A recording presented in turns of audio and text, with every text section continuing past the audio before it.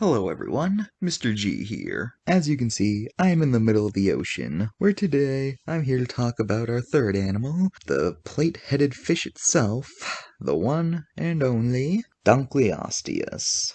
Dunkleosteus means Dunkle's bones, and was named after the person who discovered it, which we'll talk about later. It was a member of the Dunkleosteus family, and it was a carnivore. It lived during the late Devonian, which was about 3 periods before the time of the dinosaurs, and fossils have been found in the United States, Poland, Belgium, and Morocco, so it was a pretty global species. Dunkleosteus was discovered in 1873, but was initially classified as a different species of fish called Dinichthyes. It wasn't until the 1950s that it got its name Dunkleosteus, after a museum curator from Cleveland. Dunkleosteus were placoderms, which are an extinct group of fish that were disconnected from the others, such as cartilaginous and bony fish. Currently, only one fossil of Dunkleosteus has been found, which is its skull plate. As such, reconstructions can be a bit difficult in a way, because if we only know it from its head, we have no idea what its body could have looked like. The only way we're able to reconstruct it is looking at the skeletons of its smaller relatives and making assumptions based off those. Dunkleosteus was about 30 feet long, and was definitely the apex predator of its waters, with no other animal even daring to attack it. One notable thing about Dunkleosteus is that what appears to be teeth at first are actually serrated pieces of bone that it used to hunt prey. Some scientists theorize they were able to sharpen their prototeeth by rubbing them together like a knife against a sharpener. That just sounds painful if I'm being honest. Now that I've talked about Dunkleosteus itself, let's look at its card and see how well it's held up. Oh boy. So, Look, I know I said earlier that we don't know what Dunkleosteus' body looked like, but this thing looks like a leech. There, I said it.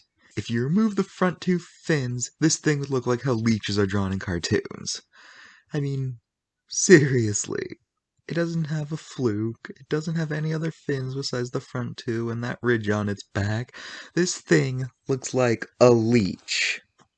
I don't know what to say about it aging well, because this is just a really weird interpretation. So, can I think of any inaccuracies here? Well, not really. I just really, really do not like how they portrayed it. It just is a bit too weird.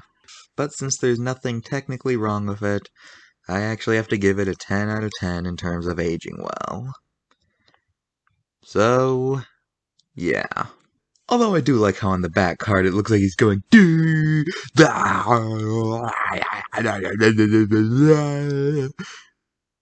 Yes, I am easily amused, thank you very much. And now it's time to talk about Dunkleosteus' appearances in pop culture. Dunkleosteus isn't too famous of a prehistoric animal, so it hasn't appeared in that much media, but it still has several notable appearances, so let's get into them. So far in the Jurassic Park franchise, Dunkleosteus has only appeared in the mobile games Jurassic Park Builder and its sequel Jurassic World the Game. Dunkleosteus was talked about in an episode of the BBC show Sea Monsters, where it was ranked as one of the most dangerous prehistoric sea creatures. Dunkleosteus appeared as enemies in the Sega Genesis game Echo the Dolphin, although here they're erroneously placed into the Jurassic. A Dunkleosteus named Big Daddy is a playable character in the mobile game Hungry Shark Evolution, although weirdly enough in the game it claims that Dunkleosteus are the reason Megalodon went extinct, even though the species did not live together at all, with one living way before the dinosaurs and the last one going extinct during the last ice age. Also, in-game it's portrayed as being way bigger than Megalodon, even though in real life it was only half of its size. In the sequel, we're introduced to a female named Big Mama, and for some reason her front fins look like claws. You can collect a Dunkleosteus skull in Animal Crossing New Horizons. There's this lovely thing from Pokemon Sword and Shield. And finally, a fictional species called Dunkleosteus loricoraptor appears as a tameable animal in the video game Ark Survival Evolved. That's all for today. Join me next time when I talk about my first sauropod and a true case of mistaken identity. Bye!